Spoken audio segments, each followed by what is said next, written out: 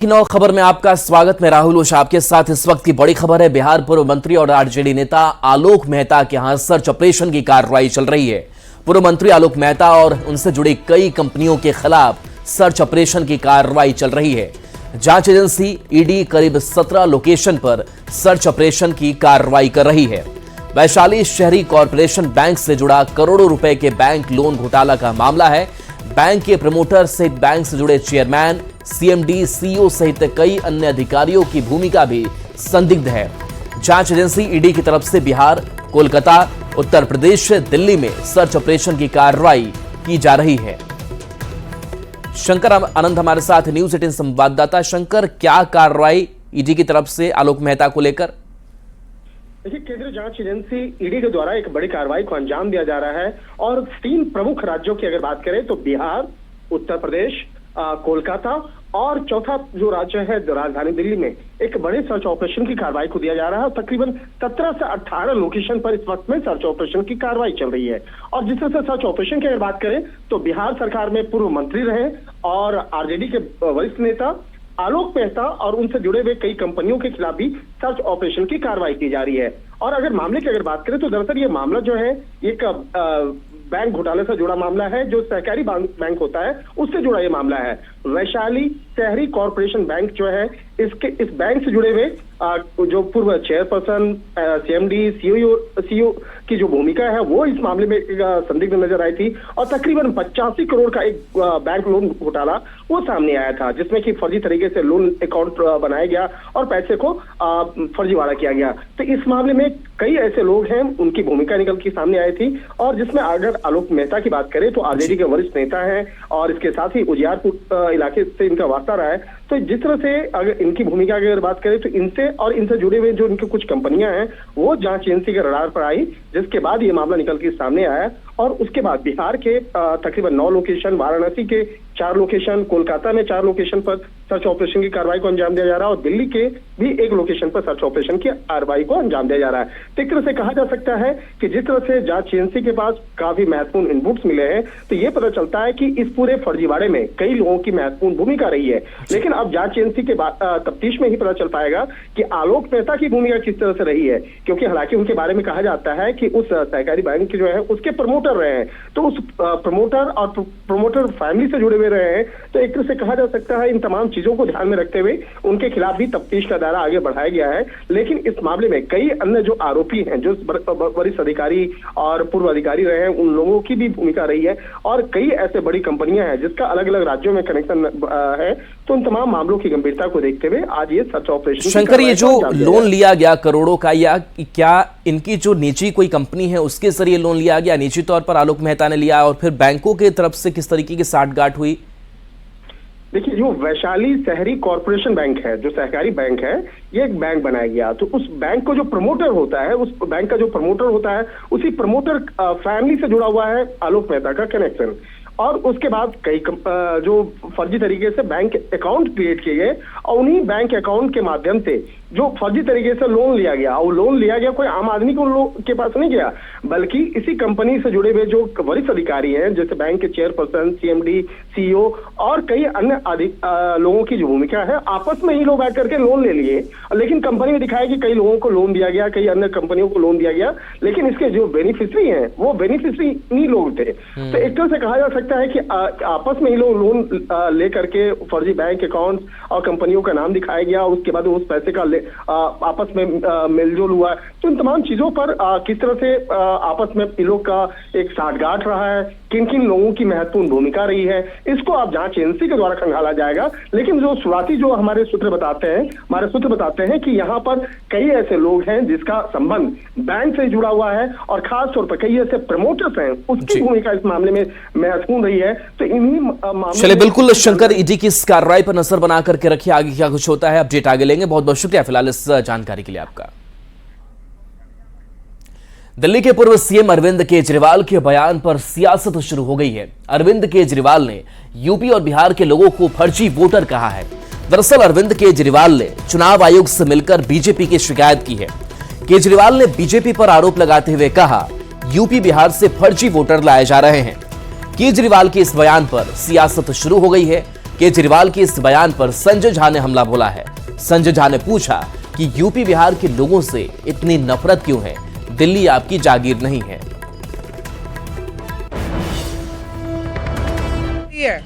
उसमें 13,000 नए लोग कहां से आ गए? 15 दिन में कहां से आ गए? पिछले 15 दिन में 13,000 नए वोट बनने की एप्लीकेशन आई है। जाहिर तौर पे ये यूपी और बिहार से ला के यूपी आसपास के स्टेट से ला के फर्जी वोट बनवा रहे हैं ये लोग। अब देखिए, इस पर संजय झा का पोस्ट सामने आया और इस पोस्ट के जरिए उन्होंने केजरीवाल पर हमला बोला है।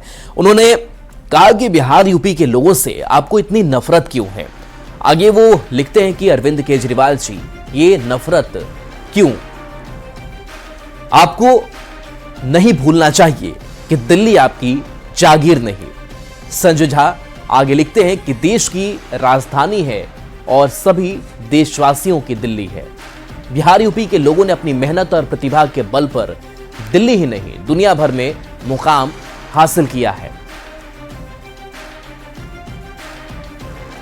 बिहार यूपी के लोगों को फर्जी वोटर बताने वाले दिल्ली के पूर्व सीएम अरविंद केजरीवाल के बयान पर सियासी घमासान छिड़ गया है। बीजेपी जेडीयू नेताओं ने एक सुर में अरविंद केजरीवाल पर निशाना साधा है।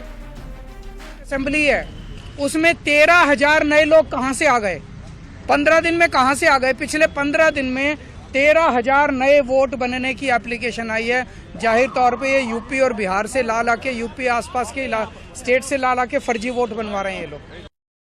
वीरेंद्र जी ने कि कई बार नेचुरल जो आपकी नीयत होती है वो दिखती है बाहर, मगर आज मैं पूछना चाहता हूं अरविंद केजरीवाल, आपने हिम्मत कैसे किया पूर्वांचल के लोगों को, उत्तर प्रदेश बिहार के लोगों को फर्जी कहने का?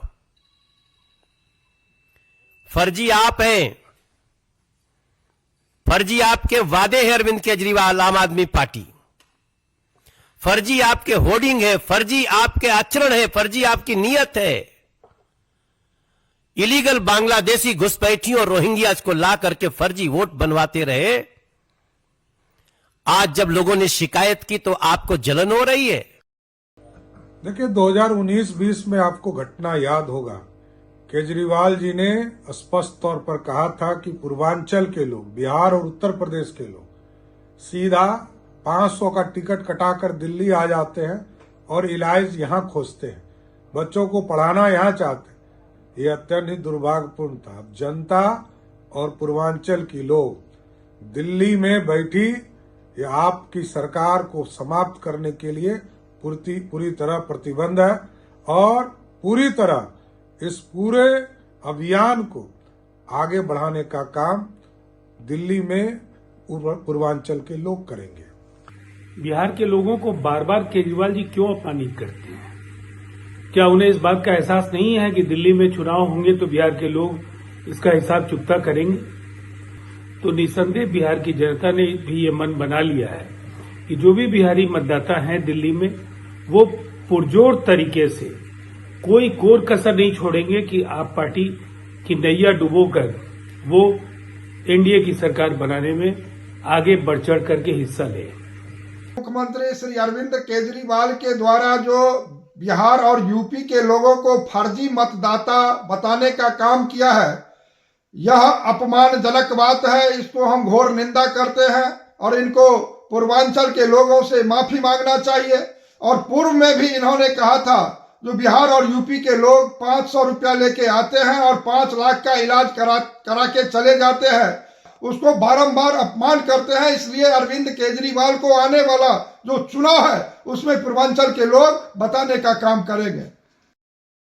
बीजेपी के राष्ट्रीय अध्यक्ष जेपी नड्डा ने भी निशाना साधा। उनका यह पोस्ट पिछले 10 वर्षों से दिल्ली पर आपदा बनकर भ्रष्टाचार का पहाड़ खड़ा किया गया। वो लिख रहे हैं कि अरविंद केजरीवाल को अपनी हार का डर सताने लगा है। बौखलाकर वे उत्तर प्रदेश और बिहार के हमारे भाई बहनों के खिलाफ अनर्गल बयानबाजी पर उतर आए हैं। जनता इसका जवाब जरूर देगी।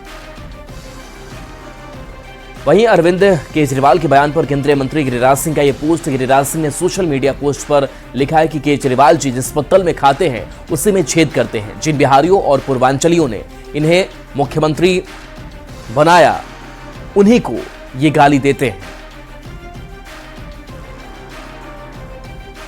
तो बिहार यूपी के लोगों को फर्जी वोटर बताकर अरविंद केजरीवाल बुरी तरह से फंस गए हैं। बीजेपी ने पोस्टर जारी कर अरविंद केजरीवाल का पूर्वांचल के लोगों के प्रति नफरत गिनाया है। दिल्ली बीजेपी ने आज इस मुद्दे पर केजरीवाल का घेराव करेगी और आवास पर प्रदर्शन कर विरोध कर जताएगी। मनोज तिवारी के नेतृत्व में इस विरोध प्रदर्शन को पूर्वांचल सम्मान मार्च नाम दिया गया है।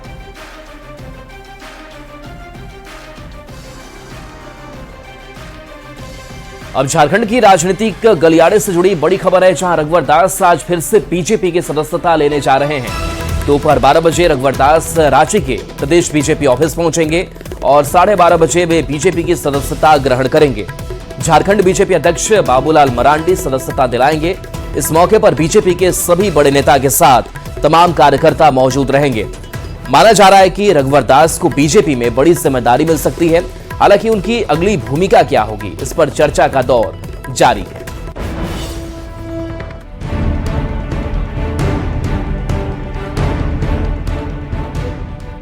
रघुवर दास झारखंड की राजनीति का बड़ा चेहरा माने जाते हैं। ओबीसी वोट बैंक पर उनकी पकड़ काफी मजबूत है और आदिवासी बहुल राज्य झारखंड में यही वजह है कि उन्हें बीजेपी ने नया प्रयोग करते हुए मुख्यमंत्री भी बनाया।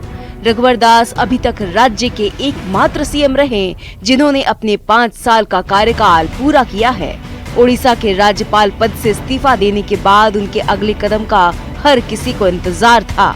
रघुवर दास की बीजेपी में आज फिर से वापसी होने जा रही है। रांची के बीजेपी ऑफिस में झारखंड बीजेपी अध्यक्ष बाबूलाल मरांडी उन्हें बीजेपी की सदस्यता दिलाएंगे। इसी के साथ पार्टी में उनकी भूमिका क्या होगी, इस पर भी चर्चा का दौर जारी है। झारखंड में फरवरी महीने में बीजेपी प्रदेश अध्यक्ष का चुनाव होना है और रघुवर दास 2 बार झारखंड बीजेपी अध्यक्ष भी रह चुके हैं। हर जिले में हर नेता और कार्यकर्ता की उन तक पहुंच है। कुशल रणनीतिकार और स्पष्ट वक्ता रघुवर दास की क्या भूमिका होगी, इस पर केंद्रीय नेतृत्व ही फैसला लेगा। लेकिन रघुवर दास ने धर्मांतरण को लेकर अभी से ही अपने तेवर साफ कर दिए हैं। उन्होंने कह दिया है कि धर्मांतरण को लेकर गांव-गांव तक वो लोगों को जागरूक करेंगे। अब देखना होगा कि बीजेपी में वापसी के बाद रघुवर दास क्या फिर से करिश्मा कर पाते हैं। हार की हताशा में झुके बीजेपी नेताओं और कार्यकर्ताओं के चेहरे खिल पाते हैं और 2029 की तैयारी के लिए पार्टी में किस तरह से नया जोश भर पाते हैं। Bureau report, news 18। प्रधानमंत्री नरेंद्र मोदी ने पहली बार पॉडकास्ट किया और इस पॉडकास्ट में कहा कि राजनीति में एम्बिशन नहीं बल्कि मिशन के साथ आना चाहिए। पीएम मोदी ने कहा कि वो भी मनुष्य हैं, देवता नहीं। Today we will try to draw parallels between politics and entrepreneurship. इन दोनों में से बहुत सारी ऐसी similarities है जिसके बारे में किसी ने आज तक बातें नहीं की है। तो सर मुझे माफ कीजिए अगर मेरी हिंदी ज्यादा अच्छी नहीं हो। हम दोनों के ऐसे ही चलेगी। अगर किसी युवा को आज पॉलिटिशियन बनना है। और पटना से इस बीच बड़ी खबर, जहां बिहार में 500 के जाली नोट का इस्तेमाल हो रहा है। बिहार के बाजार में 500 के जाली नोट हैं। बिहार के बाजार में जाली नोट को खपाया जा रहा है। बिहार पुलिस मुख्यालय मामले में सख्त हुई है। सीआईडी आईजी का सभी जिलों के डीएम और एसपी को पत्र भी लिखा गया है। सतर्कता और आवश्यक कार्रवाई के निर्देश दिए गए हैं। कार्रवाई की जानकारी पीएचक्यू को देना होगा, यह निर्देश है। सभी लोग को 500 के नोट को ध्यान से देखने की भी अपील की गई है। जाली नोट पर रिजर्व बैंक ऑफ इंडिया जो है उसकी स्पेलिंग थोड़ी सी अलग आपको मिल सकती है। और देखिए जाली नोट में बताया जा रहा है कि रिजर्व में ई की जगह पर ए लिखा हुआ आपको मिलेगा।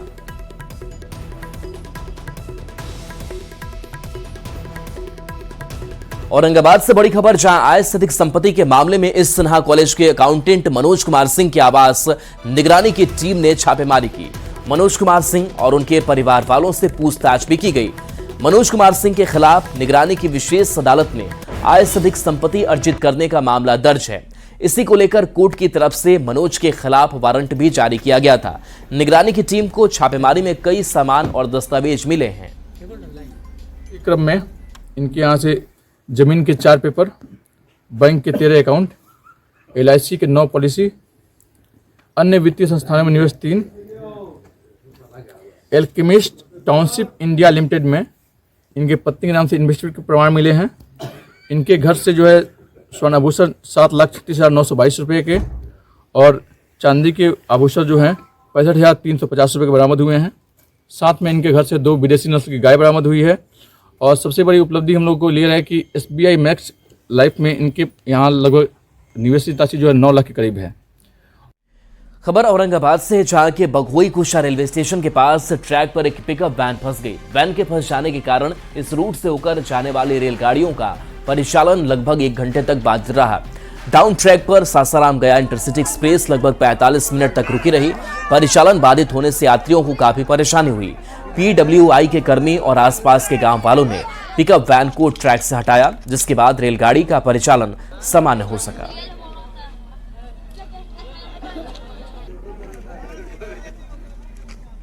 महाराष्ट्र के पुणे में कॉल सेंटर में काम करने वाली लड़की की हत्या का वीडियो सामने आया है। ऑफिस के बाहर सबके सामने आरोपी ने लड़की को काटकर हत्या की थी।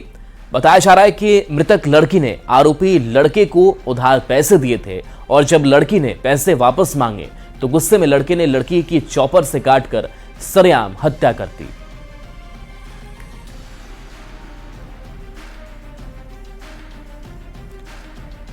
तो ये फुटेज आपको दिखा रहे हैं कि ये फुटेज दिल दहलाने वाला है और सवाल भी कई यह तस्वीर छोड़े जाती है कि जहां पर देखिए सरेआम इस घटना को अंजाम दिया जाता है, लोग तमाशबीन बने रहते हैं। खबर मोतिहारी से है, जहां पुलिस ने कार्रवाई करते हुए कई थाना क्षेत्र में भारी मात्रा में देसी शराब बनाने वाली सामग्री और देसी शराब को बरामद किया है।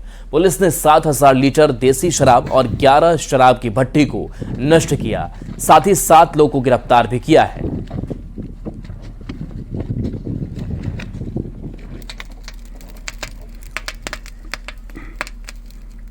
खबर शेखपुरा से है, जहां के अफरडी गांव में उत्पाद विभाग की टीम ने शराब के खिलाफ छापेमारी की। पुलिस ने भारी मात्रा में एक घर से भारी मात्रा में देसी शराब बरामद की। साथ ही घर के मालिक के खिलाफ भी केस दर्ज किया गया। जानकारी के मुताबिक देसी शराब को नवादा भेजने की तैयारी की जा रही थी।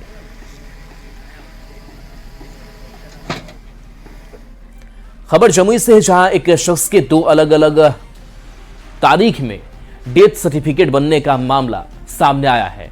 जानकारी के मुताबिक लेबर कार्ड पर सरकार की तरफ से दी जा रही 2 लाख की राशि निकालने के लिए यह गड़बड़ी की गई थी।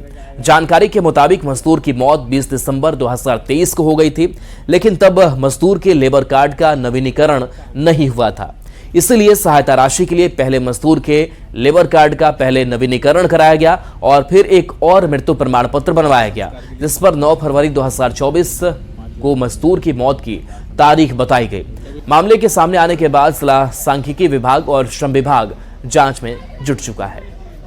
नोट कर लिया है, ये गुलो तांती करके बताया गया है उसका लेबर कार्ड। जो भी इशू है जो आपने बताया है कि डेथ सर्टिफिकेट का इसका मामला पड़ रहा है, तो कंसर्निंग अथॉरिटीज से बायलेटर बात करके लेते हैं और इस पे एक टीम गठित करके और जांच की जाएगी।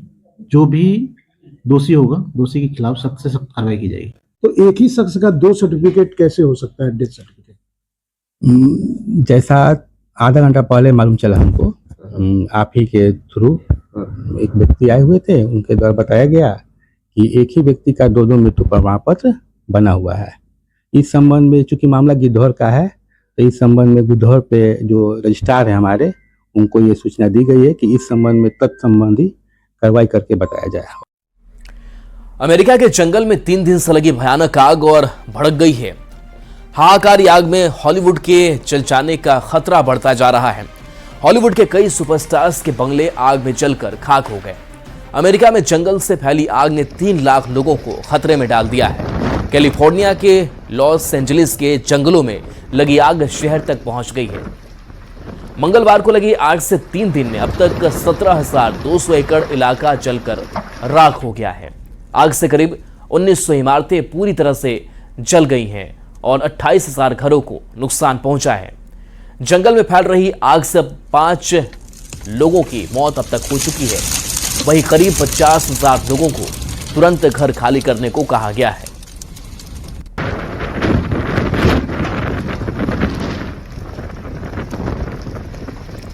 तो तस्वीर आपको दिखा रहे हैं जहां पर देखिए कैलिफोर्निया शहर कैसे जल रहा है। सब बेबस है, खास करके जो हॉलीवुड के कई स्टार्स हैं उनके घर जो है वो खाक हो चुके हैं। लगातार सावधानी सतर्कता बरतने की बात कही जा रही है, लेकिन आग इतनी भयावह है, जंगलों से चली आग तेज गति से फैलती जा रही है और मौतें भी हो रही है। बताया जा रहा है कि अब तक 5 लोगों की मौत हो चुकी है, वहीं करीब 50,000 लोगों को तुरंत घर खाली करने को भी कहा गया है।